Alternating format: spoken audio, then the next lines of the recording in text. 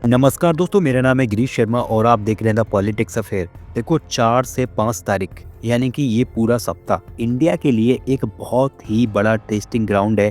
क्योंकि एक तरफ हमारा यूरोपियन यूनियन जो कि हमारा फ्यूचर पार्टनर है, टेक को लेकर के, डिफेंस को लेकर के हमें यूरोपियन यूनियन को साथ में लेके ही चलना पड़ेगा। और दूसरी तरफ हमारा है रूस, जो कि हमारा ओल्डेस्ट स्ट्रेटजिक पार्टनर है। जब हमको बहुत ही ज़्यादा ज़रूरत पड़ी, जब हमको बहुत सारी दिक्कतें आई, तब हमारा रूस हमारे साथ खड़ा था।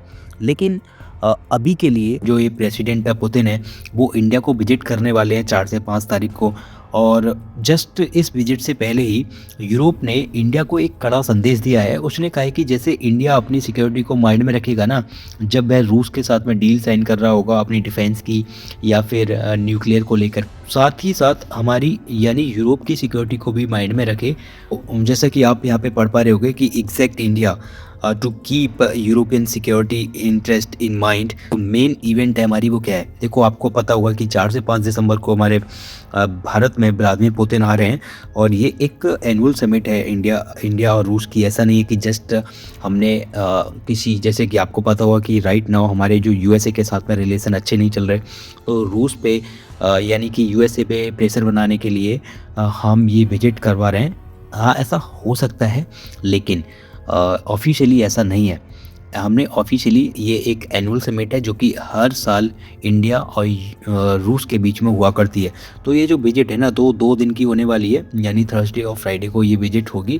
तो इस विजिट को लेकर के जो यूरोपियन यूनियन की पोजीशन है वो ये है कि जो यूरोप का जो एम्बेसडर है टू इंडिया, वो है हर्बी डेल्फिन। उसने बोला है कि भारत को यूरोप की सुरक्षा को ध्यान में रखना ही चाहिए। और उसने इसके साथ साथ एक प्रॉमिस भी किया है और एक वार्निंग भी दी है इंडिया को। जैसे कि उसने बोला है कि यूरोपियन यूनियन कभी इंडिया की सुरक्षा को लेकर के नुकसान नहीं पहुंचाएगा, लेकिन बदले में वह भी यही उम्मीद करता है। Right now India, European union और रूस और यूएसए के बीच में एक तरह से बैलेंस बनाने की पोजीशन में रहना चाहता है। दोस्तों, इन्होंने ना रूस को क्लियर एग्रेसर कहा है, क्योंकि देखो, रूस यूक्रेन वॉर हो रहा है सबसे पहले तो, फिर ये cyber warfare, drone attacks, sea cable, जो केबल अंडर सी केबल होती हैं, उनको रूस ने ख़त्म कर दिया यूरोप की को। और ये डिस इन्फॉर्मेशन कैंपेन चला रहे हैं अकॉर्डिंग टू यूरोप। ये कोई ऐसा नहीं है कि ये फुल फैक्ट है, ये यूरोप का दावा है रूस को लेकर के। सबसे पहले ये जान लेते हैं कि इंडिया और यूरोपियन यूनियन का अभी फ़िलहाल में जो रिलेशन है वो क्या है। देखो, अभी आपको पता होगा कि इंडिया और European union free trade agreement में बात कर रहे हैं, जो कि इस साल के शुरू तक ख़त्म होने की उम्मीद है। और इसके अलावा मैंने जैसा कि आपको पहले बताया कि जो यूरोपियन यूनियन है वो हमारा भविष्य का पार्टनर है in terms of defence, technology, या फिर हमारी किसी भी तरह की जो हमें टेक्नोलॉजी चाहिए, मशीनरी चाहिए, सबके लिए यूरोप हमारे लिए खड़ा रहेगा। और जो कि हमारे लिए एक कोर एरिया होने वाला है यूरोपियन यूनियन के रिलेशन को लेकर के। तो अब बात करते हैं रूस और इंडिया के ट्रेड सिचुएशन की, अभी क्या चल रहा है। देखो, इंडिया ना रूस से $56 बिलियन का तेल खरीदता है, जो कि पिछले साल का डेटा है, और जो कि इंडिया लार्जेस्ट बायर है रशियन ऑयल का। और इससे ऐसा नहीं कि हम सिर्फ तेल खरीदते हैं, तेल हम कहीं से भी खरीद लेंगे। अगर हमने $56 बिलियन का तेल खरीदा है ना रूस से, तो इसमें लगभग इसकी कीमत बैठेगी 70 to 75 billion dollar, which is very huge amount.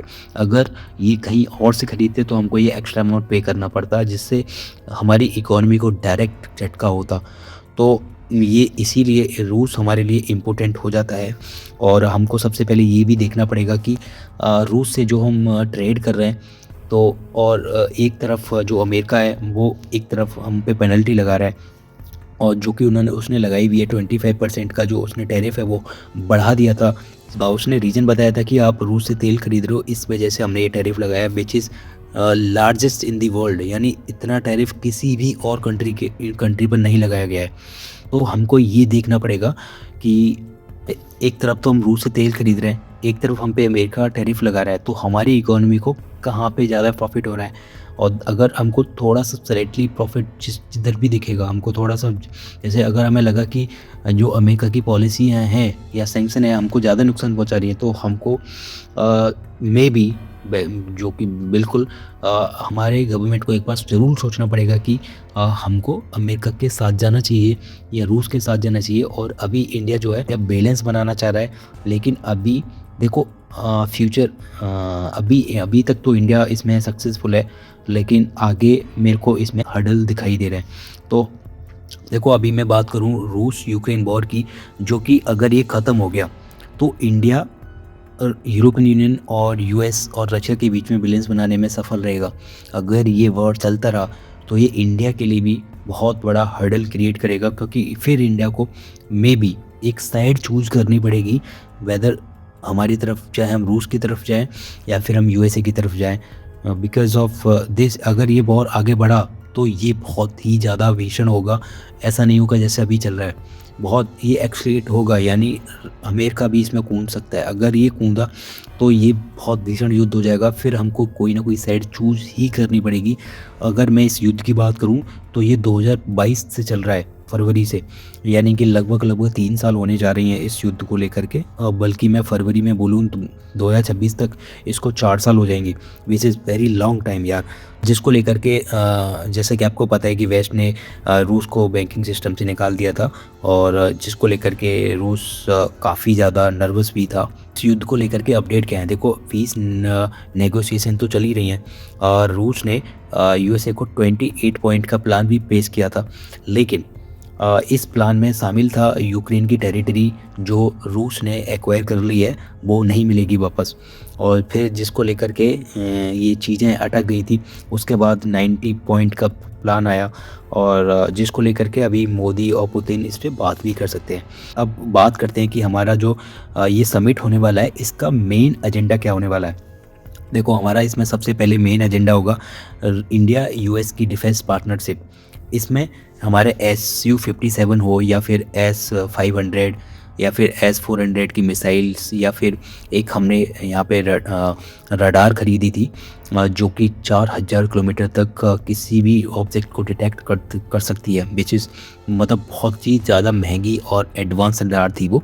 तो ऐसी करके हम जो एडवांस रूस की एडवांस टेक्नोलॉजी को यहाँ पे एक्वायर करने की सोचेंगे, और यहाँ पे फाइटर जेट के इंजन को लेकर के भी आपस में बातचीत हो सकती है। यहाँ पे अगर मैं बात करूँ सिविल न्यूक्लियर कॉपरेशन की, जैसा कि आपको पता हुआ कि अभी पिछले कुछ दिनों में ही इंडियन गवर्नमेंट ने अपने न्यूक्लियर सेक्टर को प्राइवेट सेक्टर के लिए ओपन कर दिया है। ये ऐसा करने वाला पूरी दुनिया में सेकंड कंट्री है यूएसए के बाद में। सिर्फ अमेरिका है जो ऐसा काम कर चुका है। तो अमेरिका की कंपनियां जो प्राइवेट कंपनियां हैं वो पहले से ही इस फील्ड में काम कर रही हैं, और किसी पूरी दुनिया में पूरे वर्ल्ड में ऐसी कोई भी देश नहीं है जिसने अपना न्यूक्लियर सेक्टर प्राइवेट कंपनियों के लिए खोला है, क्योंकि ये बेहद खतरनाक सेक्टर है। और यानी अगर प्राइवेट सेक्टर ने कुछ गलती करी तो वो पूरे देश को भुगतनी पड़ेगी, तो जिसके लेकर के कोई भी देश तैयार नहीं है। तो अभी इंडिया ने ये खोल दिया है। क्यों खोला है? इसके पीछे बहुत बड़ा कारण है हमारी इलेक्ट्रिसिटी। देखो अगर इंडिया को आगे बढ़ना है और तो इसके लिए हमको चाहिए होगा इलेक्ट्रिसिटी, और इलेक्ट्रिसिटी प्रोड्यूस करने का सबसे अच्छा तरीका है सिर्फ न्यूक्लियर, यानी एकदम क्लीन एनर्जी, यानी एनवायरनमेंट। जैसे कि आपको पता हुआ कि अभी दिल्ली में द 400 AQI चल रहा है, तो इस चीज़ से भी बचा जा सकता है और इलेक्ट्रिसिटी की भी पूर्ति की जा सकती है अपनी कंपनियों के लिए। क्योंकि जैसे जैसे इंडिया आगे बढ़ेगा, इंडिया की इकोनॉमी आगे बढ़ेगी, बहुत सारी कंपनियां इंडिया में आएंगी और उनके लिए चाहिए इलेक्ट्रिसिटी, और उसके लिए हमको अपना न्यूक्लियर सेक्टर मजबूत करना पड़ेगा। इसलिए इंडियन गवर्नमेंट ने ये बहुत बड़ा स्टेप चला है और अपना न्यूक्लियर सेक्टर प्राइवेट सेक्टर के लिए खोल दिया है। लेकिन ये इंडिया का बहुत ही ज़्यादा क्रूशियल सेक्टर है। अगर यूएसए की कंपनी आएंगी तो ऐसा ना हो जाए कि इंडिया यूएसए की कंपनियों पर डिपेंडेंट हो जाएगा चल के।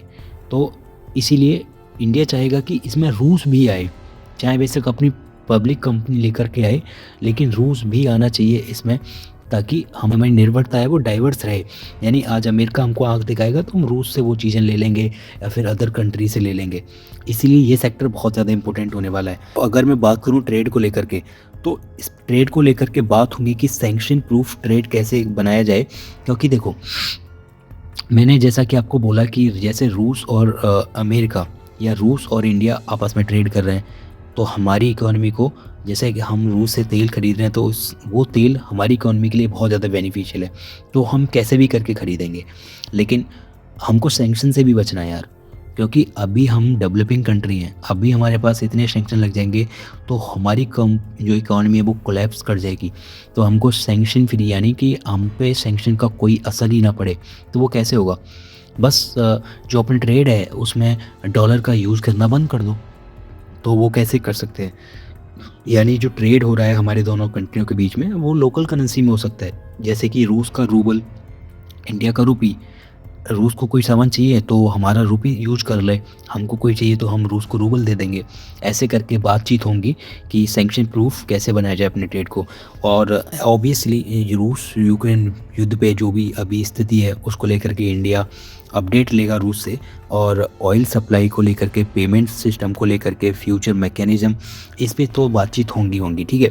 तो अभी मैं बात करूं कि हम अभी ओवरऑल जियो पॉलिटिक्स पिक्चर क्या है, वो ये है कि इंडिया अभी, जैसे मैंने आपको बताया कि इंडिया बैलेंस करने की कोशिश करेगा रूस के बीच में, यूरोपियन यूनियन के बीच में और यूएसए के बीच में।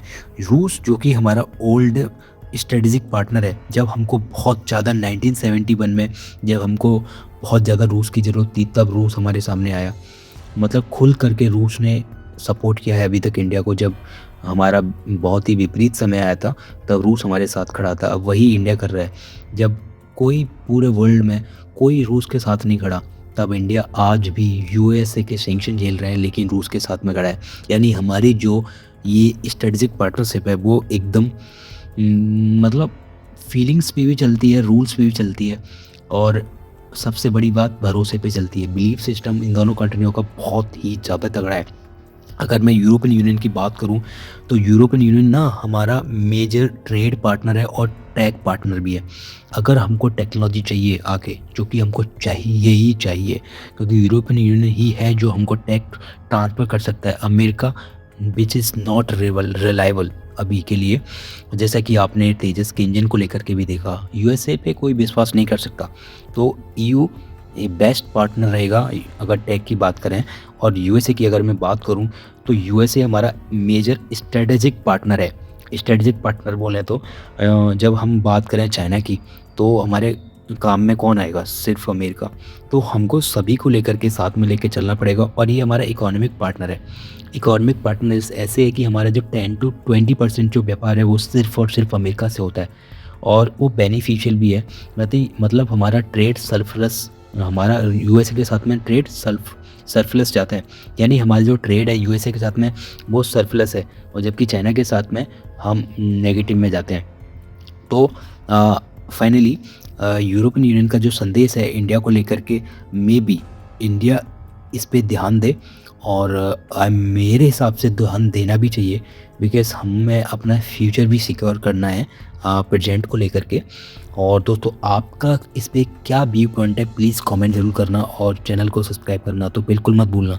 और अगर आपको ऐसे ही जियोपॉलिटिक्स में इंटरेस्ट है तो it is very good channel for you, तो चैनल को सब्सक्राइब करना बिल्कुल मत भूलना। तो मिलते हैं नेक्स्ट वीडियो में, तब तक के लिए जय हिंद।